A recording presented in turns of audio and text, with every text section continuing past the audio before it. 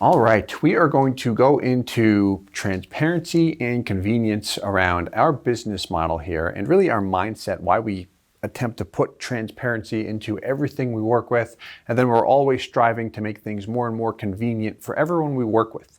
This is both on the policy owner side, for everyone that purchases policies through us, through different insurance carriers, and also on our agents training side, as we're trying to teach agents to do the same thing that we do from a knowledge standpoint in the insurance industry, and then also from a business mindset as far as how we grow the business and can actually provide a greater service by doing more in the industry. How are we able to get in touch with more people, and how do we properly service them?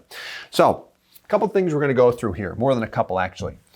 First one, everyone we work with, the first thing to do is provide information. So we focus on what? Whole life insurance designed for maximum cash value and flexibility. Provide information on the product, specifically the different companies, different ways to design a policy. How do I design it with a minimum premium so it never feels like a burden? How do policy loans work? Loan interest, right? I can go on this if we go into all the content we have. Point being, the information needs to be provided to the consumer. This way we see everything up front and we don't find out after the fact some option that, hey, I was never shown this, but I would have went forward with it, but you never showed it to me, Steve. That's the kind of stuff that we want to make sure we always provide up front. Transparency right off the bat. Now, this one I like. Present questions that are not asked. So issues we sometimes see occur in the industry, in the life insurance industry, and I think this happens in every industry, it does actually, is, again, people find out after the fact some feature or benefit on that product that exists or does not exist. They had a wrong impression. And a lot of times the consumer says, oh, I didn't know it worked that way. I should have asked the question before I opened the product. I would have liked to have known. And as the agent, it's like, no, we should really communicate that to the individual. But they never asked. So is it on them or is it on us, the agent? Quite simple, it's on us, the agent. In my mind, how I view that is it is our job as the agent to present commonly asked questions that are not presented or not asked during the initial interview, sales process, phone calls, whatever it might be. Maybe they're not in our video content as far as the education is concerned. So, presenting questions that are not asked, meaning all the time individuals will reach out to us saying, hey, I saw your content, I get it, I'm ready to go. And as an agent, a lot of our agents say, okay, that's great, they're ready to go. I'm like, yes, it is. But at the same time, we still want to ask them the proper questions as if it was you. This way, you make sure they fully understand everything. We have additional videos that can help as well. We've got our client user package, which provides information on an ongoing basis after anyone obtains a life insurance policy. The point is, though, never assume that someone not in your industry, that's not an expert to the level you are, understands the product to the degree you are as an agent. Present questions that they have not asked. Until you're certain they understand or have been exposed to a certain concept or product or features, strategies, PUA, flexibility, different companies, we've got to make sure that we take someone through that process to do our due diligence. Make sure we take them through the full process. This way we don't skip over something, and then if you have to deal with it after the fact, it's not that fun. I love this point. Be laser focused on the needs and wants of the consumer, not the competition. Laser focused on the consumer, not the competition. I didn't come up with this, obviously. You probably know who that's from. That is from the owner and founder of Amazon. Right, I was listening to a speech he was giving, and that was it. He talks about that frequently. He goes, as a company, we have a laser focus to always enhance the service we provide and benefits of the consumer. Whereas we see so many other companies, this was Jeff Bezos talking, he said, I see so many other companies and CEOs of other companies always talking about their competition and being laser focused on them. And I've been guilty of this too, because it's easy to get sidetracked and looking at what your competition is doing. It's good to be aware. Awareness is needed. However, at the end of the day, try and take a step back, deep breath, and think, okay, how do I benefit the consumer? Whether the competition is throwing stuff at you or not, how do I benefit the consumer? Keep that focus, right? Just like Amazon, this is more advice for agents and any business owner, really. It's helped us tremendously. Keep that laser focus. Don't get distracted by all the noise and everything out there. It'll end up pulling you down. This one's show options, then explain the differences. So if you have worked with our company and have ever purchased a policy or not, how many different options did you see? A lot. We make it a point to show options.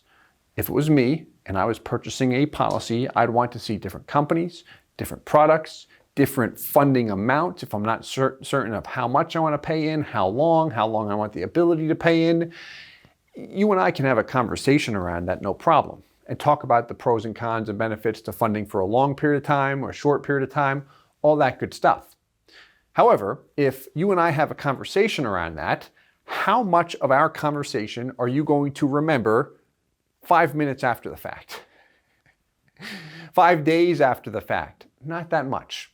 If I discuss it, or if we discuss it, and then I send it to you, and you have everything in writing, presented, then we can go back and talk through it again, or we have reference points, whatever it might be, but you have it, you see the options, the good, the bad, the ugly, everything, even what you wouldn't want, but you see it up front.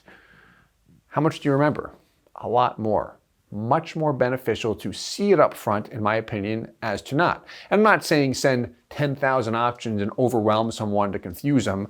No, you don't have to overkill it in that sense, but seeing different options and then explaining the differences. And when I say this specifically, this is more directed towards agents. We want to explain the differences in light of the consumer and what they're interested in, not the option that we think is best for them. We can do that and give our recommendation, but also go through everything. Everyone's different. Remember that. It's important to do that. Set expectations up front. That's good in any business. And provide great service. Service, especially if you're an independent agent, or maybe you're new in the industry, can be challenging at times if you're growing your business because issues pop up that you weren't prepared for, you didn't think they would happen. And that's always going to happen. Happens to us too. But always striving to provide great service, meaning being responsive, being proactive. For example, our company, everyone we work with gets regular review meeting requests from us. And if they say, hey, I'm good, don't have time for a review meeting, don't want one, that's all right. We're still going to send you all of the reports, an overview. You've got our user package as well, which gives you more information. Point being, we want to make sure that service continues. We don't just make a sale and then disappear. We don't want that. So if you're going to have regular review meetings, set the expectation up front. Very critical to do, very powerful. People appreciate it as well. When problems do arise, because they will, no matter what happens, best intentions, try to set everything up properly, that will happen at times.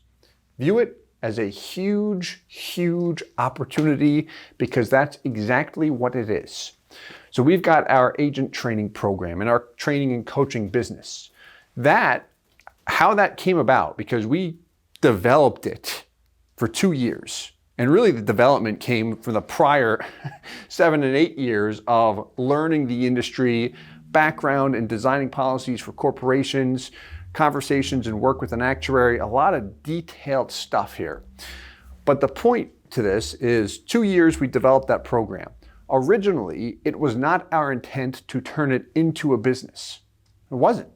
I was trying to grow our company, and as we recruited new agents, we would always spend time training.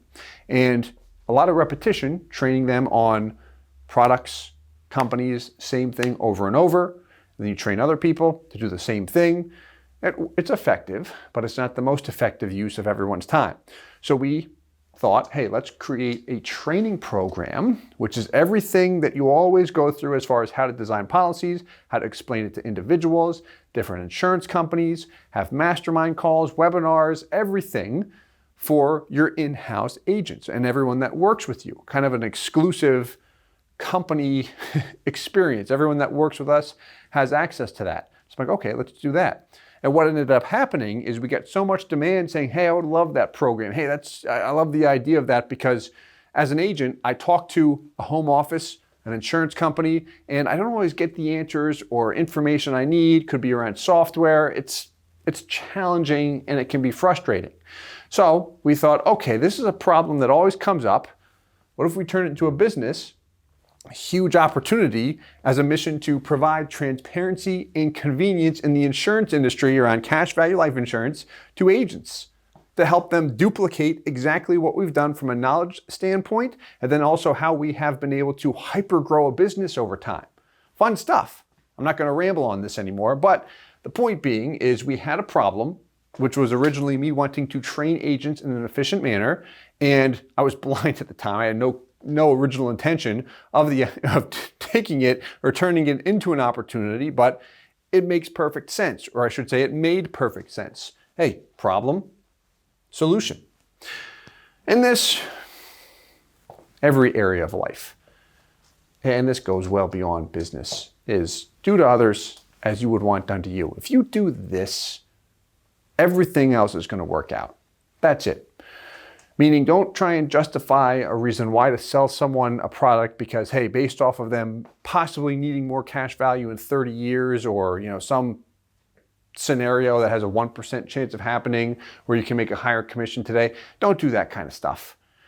Show the options just like you would want to be shown the options. Very, very valuable to do that. Some other things, if we were to focus on our blue point, be laser focused on the needs and wants of your consumer. Copying companies that already have it figured out. Who said that again? Yeah, founder of Amazon. You think he knows what he's doing? Yeah. If you take Walmart versus Amazon, I don't really like the word verse in there, but Walmart versus Amazon. Do you ever see them, right, Amazon come out and say, Walmart stinks. Buy from us instead because we're so much better. Oh, they're going to be slow. Oh, they messed up customer orders, or vice versa. And you see Walmart do that to Amazon. No, you don't see it at all. Do you see that with small companies fighting with each other sometimes? Oh, you don't want to work with so-and-so because, it's natural for some to have that feeling, but really it is a small business owner mindset, and it's difficult to overcome, especially if we ever feel attacked or anything like that by competition. Point being, when we feel like that, if we feel attacked by competition and we start to retaliate, what's happening is now we are shifting our focus away from the consumer to the competition. Consumer don't care about that. That's the thing. Walmart and Amazon, they're focused on the consumer, and look at them. Everyone knows who they are. Same thing with Apple and Samsung. Do they say iPhones and Androids stink, buy our product? No. What happens? They made a great product and they have great marketing around it, and they try and get to the marketplace first and push the products forward. They don't worry about what the competition is doing. Maybe they worry about them from a timing standpoint and race them, but they're not going to throw eggs at them. What's that going to accomplish at the end of the day? Repels a lot of people, to be frank. It repels me. Right? If I saw, I'll give you an example, actually.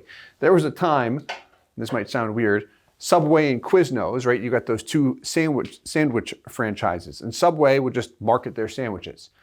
Quiznos, I saw in their ads saying something along the lines of, our sandwiches are much better than Subway's. It was attacking them in their marketing, more or less. And I'm like 12 years old at the time. I'm watching that. My dad's sitting there and goes, why would you say that about another competitor's product? And again, I'm young. I'm like, oh, yeah, that's a good point. As I've grown up and gotten into the business world, same mindset, same approach. It's like, why would you attack someone else? It actually makes me not want to buy Quiznos. Even though the product might taste better because I love the way they toast sandwiches, it's like, hey, I don't like the way you guys did that. Don't do that kind of stuff. And sometimes, again, you got to take a deep breath, refocus, think of this, consumer, and be laser focused on that, and you will do very well. If you get distracted, it's just going to lead to more frustration. And then no negativity. You know, my business coach has signs all over his office reading this. No negativity. You get thrown out if you're negative. We've got a policy in our office that states the same thing. No negativity policy. Do not be negative. Is anything good going to come from being negative? No. So we don't want to do that. Anyway, this is kind of my business mindset and a little bit of my personal life mindset, all this fun stuff. As always, I hope that it helps. Reach out with any questions, and we will talk to you soon. Hey guys, Steve Parisi here. If you enjoyed the content you just saw, please subscribe, like, and hit the notification bell for future videos. If you'd like more information or to see some custom policies for yourself, feel free to call or email our offices at the contact information below.